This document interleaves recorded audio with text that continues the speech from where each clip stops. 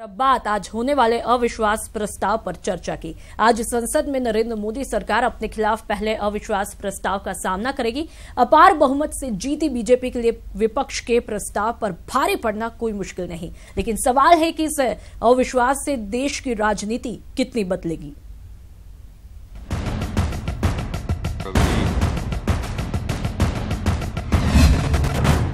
दो 2019 के चुनाव से पहले महाभारत,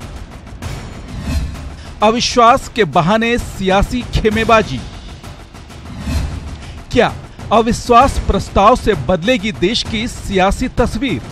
पूरी तरह से गूंगी बहरी सरकार को जमीन पर लाने का काम मेरा देश का किसान ही करेगा, इसका पूरा विश्वास। इस सरकार में पूरा का पूरा अविश्वास है और सरकार को हम लोग सदन में गिराने का हर संभव प्रयास करेंगे। अपना नो कॉन्फिडेंस लाया है, हम प्रामाणिकता से जवाब देंगे, अपनी बात रखेंगे और निर्णायक बहुमत से जीतेंगे।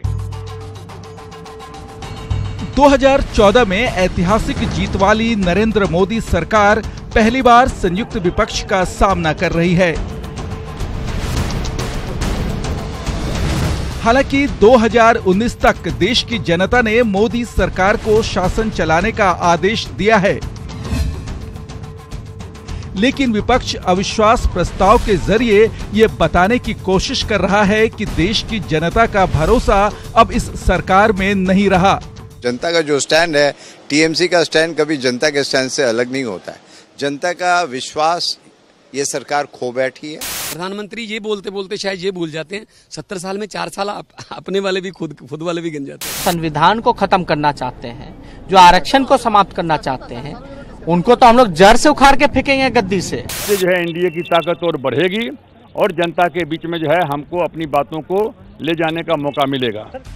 आपको लोकसभा का गणित बताएंगे, ये भी बताएंगे कि आखिर अविश्वास प्रस्ताव को लेकर मोदी सरकार के मंत्री इतने विश्वास में क्यों हैं।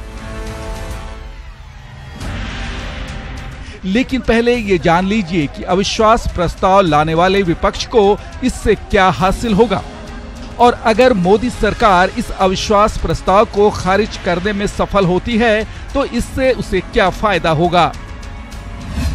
अविश्वास प्रस्ताव का समर्थन करने वाले विपक्ष को कश्मीर, बेरोजगारी, किसान और भीड़ तंत्र को लेकर संसद के अंदर सरकार को घेरने का मौका मिलेगा। 2014 में बिखरे विपक्ष को इस प्रस्ताव के सहारे मोदी के बरक्स एक महागठबंधन को आकार देने का मौका मिल सकता है। अब तक सवालों से बचती रही मोदी सरकार को सवालों का सामना और उसका जवाब देना जरूरी हो जाएगा। लेकिन अगर मोदी सरकार विपक्ष के अविश्वास प्रस्ताव पर भारी पड़ी तो इससे मोदी सरकार पर मजबूती की एक और मुहर लग जाएगी।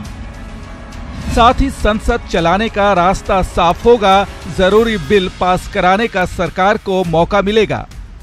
साथ ही दिसंबर में होने वाले विधानसभा चुनाव में एनडीए को नैतिक समर्थन मिलेगा।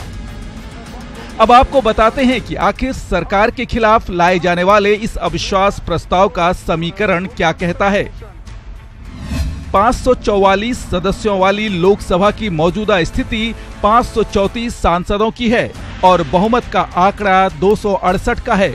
मोदी सरकार के खिलाफ अविश्वास प्रस्ताव का विरोध करने वालों में बीजेपी के 273 सांसदों के साथ एनडीए के 39 और एआईएडीएमके के 37 सांसद भी शामिल होंगे।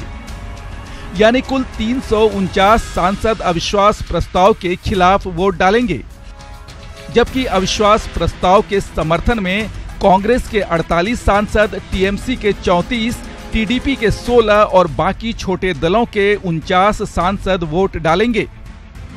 इस तरह से देखें तो प्रस्ताव के खिलाफ अनुमानित संख्या होगी 349 सांसदों की, जबकि प्रस्ताव के समर्थन में अनुमानित संख्या 147 सांसदों की रहेगी।